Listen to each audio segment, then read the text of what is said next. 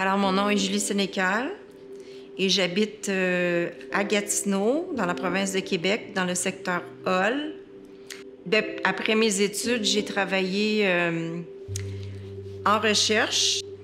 Donc, j'ai fait ça un bon 12 ans.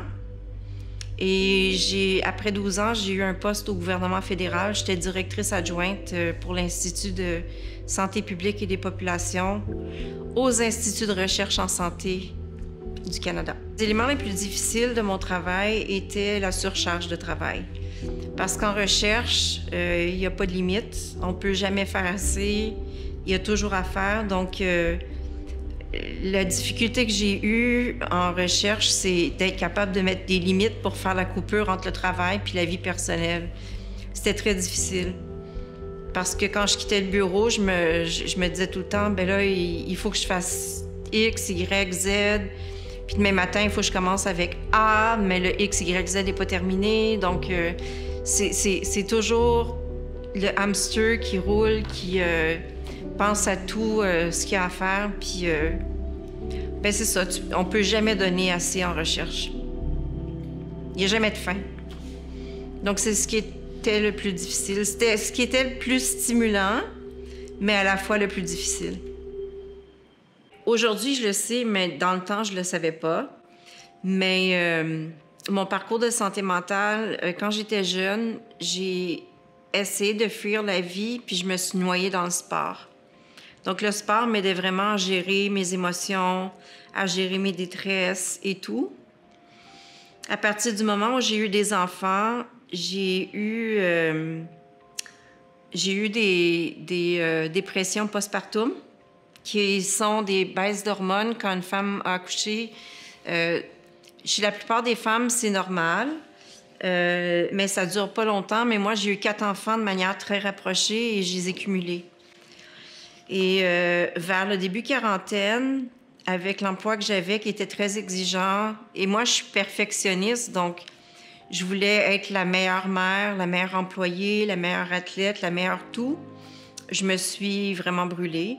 Donc, j'ai fait un immense burn-out. En 2013, j'ai eu un genre de souper avec des amis, puis il y avait une dame qui était là, qui était neurologue. Et elle a vu que j'allais vraiment pas bien. Puis le lendemain, elle m'a téléphoné, elle m'a dit « Julie, elle dit, est-ce que je peux te parler, pas comme une amie, mais comme une professionnelle? » Donc, j'ai dit oui.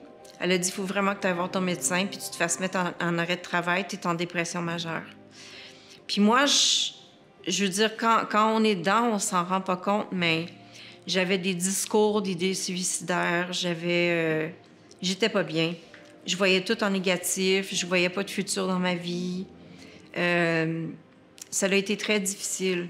Les raisons pour lesquelles j'ai été hospitalisée étaient souvent par détresse totale et idées suicidaires. Donc, j'appelais... Dans l'Outaouais, il y a un numéro qui est le 811, option 2, qui est pour tout ce qui est défis sociaux, défis de santé mentale. C'est comme le 911 pour les gens qui ont des problèmes de santé mentale. Donc, je les téléphonais, puis c'est eux qui soit envoyaient l'ambulance chez moi pour me protéger, puis m'amener à l'hôpital. J'ai été hospitalisée à plusieurs reprises et c'était toujours le même cercle. Donc, j'appelais à l'aide, on m'hospitalisait, on me médicamentait.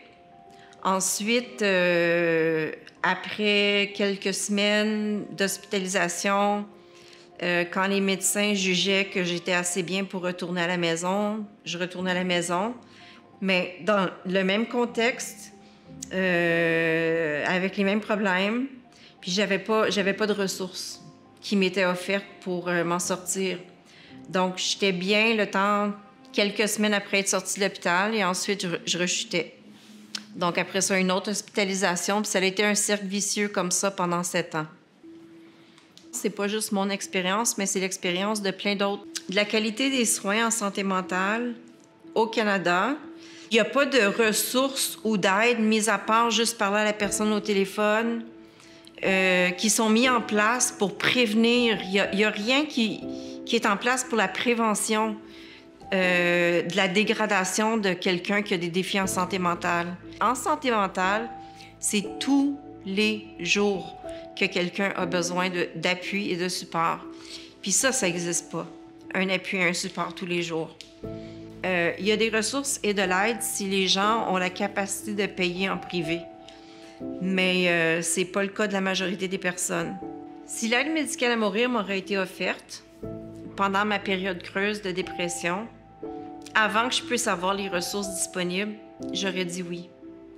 Donc, je ne serais plus ici aujourd'hui pour vous parler. Mais j'ai eu la capacité de pouvoir payer au privé pour avoir des ressources qu'il n'y avait pas au public. Et aujourd'hui, parce que j'ai fait quand même plusieurs tentatives de suicide, aujourd'hui, je vais vous dire que je vais vraiment bien. Je croque dans la vie à belles dents. J'ai une super belle relation avec mes enfants. Je vois du futur pour moi. Je m'implique énormément dans la société, ce qui me valorise énormément. Et c'est pas parce que je vais mieux que j'ai arrêté les services. Je continue à bénéficier des services et c'est quelque chose qui m'aide à aller de l'avant. Mais pas avoir eu aucun espoir de ressources, c'est clair que j'aurais accepté l'aide médicale à mourir. Je vais parler à un député ou à un politicien ou à un décideur a besoin de pouvoir être en contact avec un spécialiste de la santé presque quotidiennement. Ça peut pas être un rendez-vous par mois. C'est pas suffisant. Parce que pendant le mois qui passe, la personne est toute seule dans son même contexte, dans ses mêmes défis, puis c'est là que c'est dangereux. Avec de l'aide et des ressources, on peut surmonter un suicide et on peut continuer à avoir une belle vie après.